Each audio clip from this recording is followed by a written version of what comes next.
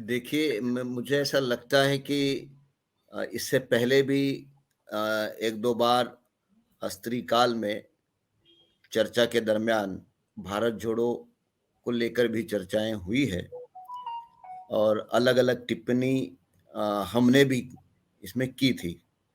लेकिन अभी प्रतिभा जी को सुनने के बाद ऐसा लग रहा है कि राहुल जी के भारत जोड़ो यात्रा से कांग्रेसी कितने उत्साहित है या नहीं, ये तो समय बताएगा।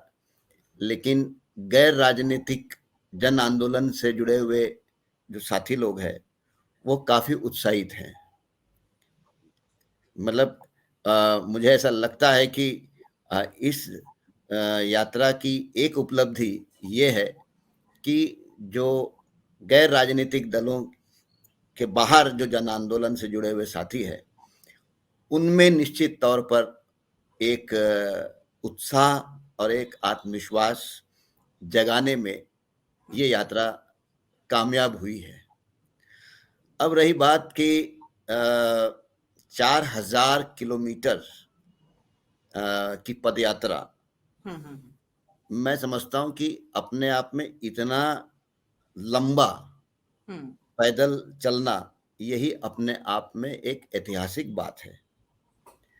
बस और केवल इसकी तुलना में इनसे कर सकते हैं एनटीआर से जिन्होंने एक ही राज्य में 40,000 किलोमीटर यात्रा की थी। 9 बार अपने स्टेट का पूरा चक्कर लगाया था उन्होंने और जीत तो ख़ैर मेरी ही थी। जीत तो ख़ैर जितनी यात्राएँ हुई हैं उसका जो परिणाम जिससे नहीं, किया गया है लेकिन वो पैदल नहीं थे वो सब, हाँ, वो पैदल पैदल नहीं। नहीं थे। हाँ, तो ये जो पैदल चलने की बात है, मुझे देखिए हम पूरे केवल यात्रा विश्लेषण सिर्फ उनकी ही हुई है, चंद्रशेखर की।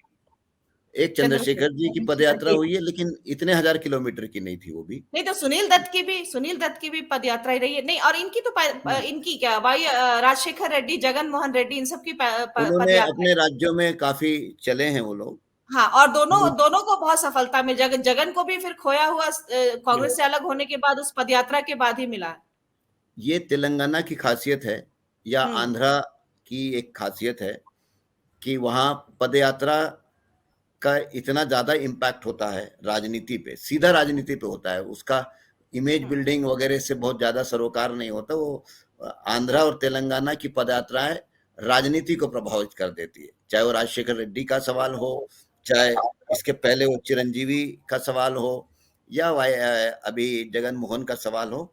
तो इसीलिए आप देखेंगे कि तेलंगाना में जिस प्रकार का समर्थन पदयात्रा को मिला, अरे कांग्रेस की जो हालात है तेलंगाना उस मतलब उसकी अगर स्थिति अगर देखेंगे तो हुँ, हुँ, पदयात्रा को जो समर्थन मिला वो बहुत ही जबरदस्त था।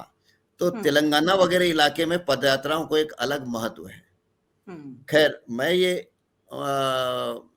चा 4000 किलोमीटर की पदयात्रा को सिर्फ मैं राहुल गांधी के इमेज पे क्या परिणाम हुआ, नहीं हुआ, इतना सीमित करके नहीं देखना चाहता।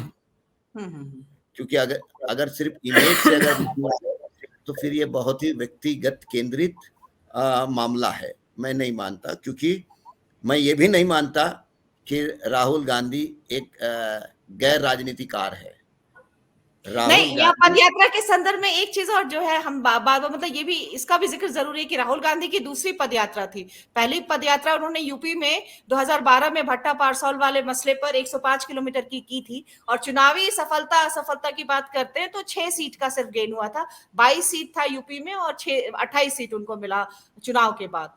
तो तो उससे अलग लेकिन पर ये अगर कहेंगे कि भट्टा पारसौल के मसले पर राहुल गांधी ने जिस उद्देश्य से राजनीति से इतर जिस उद्देश्य के लिए वो यात्रा की थी उसमें वो जरूर सफल रहे। आज किसानों को जो जमीन के अधिग्रहण के बाद जो चीज भी मिल रहा है, जिस तरह से कानून बदला, तो वो उसका हासिल कह सकते हैं कि हासिल में वो यात्रा सफल रही थी। उनकी 105 किलोमीटर की वो यात्रा। तो मैं ये कह रहा था कि इस यात्रा को किस नज़रिए से देखा जाए। यानी मेरे लिए सबसे बड़ा मसला ये है कि इस पूरी पदयात्रा को क्या राहुल गांधी तक मर्यादित करके देखा जाए या इसको एक समग्रता में इस पदयात्रा को समझे।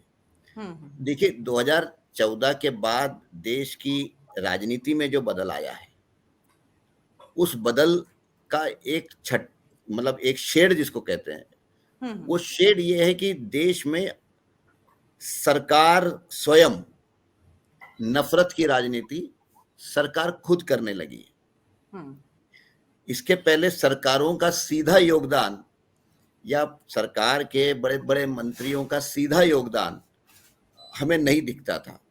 संगठन, विभिन्न विचारधारा के लोग वो अपने ढंग से अपनी बात को करते रहे हैं।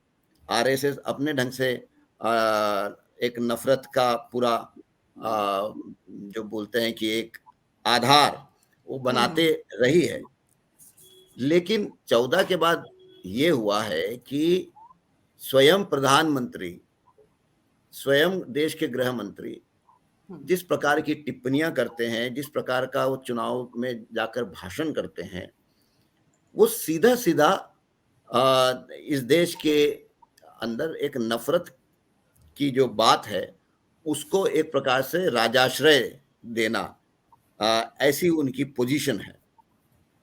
इसके लिए आप देखेंगे कि पिछले 8 वर्षों में इस देश के अंदर जो घटनाएं हुई है, यानी नफरत के बुनियाद पर जो घटनाएं हुई है, उस पे देश के प्रधानमंत्री और गृह मंत्री दोनों खामोश रहते हैं। मतलब ये संभव नहीं हो सकता कि अगर देश का प्रधानमंत्री और गृह मंत्री अल्पसंख्यकों के समर्थन में हो और ठीक उनके नाक के नीचे आजादी के बाद या आजादी के पहले भी ये उदाहरण नहीं है कि 40-50 लोग सड़क पे हिंदू होने के नाम पे किसी मुस्लिम को घेर लें और उसको मार दें। घरों में घुसकर फ्रिज में क्या सामान रखा हुआ है ये देख ले, और कम से कम 70-75 लिंचिंग हुई है। यानी ये अभूतपूर्व अमानवीय घटना है भारतीय समाज के दृष्टिकोण से। लेकिन प्रधानमंत्री, गृह मंत्री खामोश रहते हैं, पीड़ितों के घर वो जाते भी नहीं हैं। तो ये मुझको लगता है कि देश का मिजाज अगर नफरती भरा हो जाए, देश का ही समाज का मिजाज एकदम नफरत की बुनियाद पे आके खड़ा हो जाए, तब तो भारतीय समाज की जो अवस्था होगी उसकी हम कल्पना नहीं कर सकते। ऐसे माहौल में कन्याकुमारी से लेके कश्मीर तक सांप्रदायिकता के खिलाफ हो, नफरत के खिलाफ हो, भाईचारा का सवाल हो, प्रेम का सवाल हो, ये बातें को केंद्र में रखकर आज की परिस्थिति में एक पदयात्रा हो जाना, मुझको लगता है ये एक ऐतिहासिक घटना है।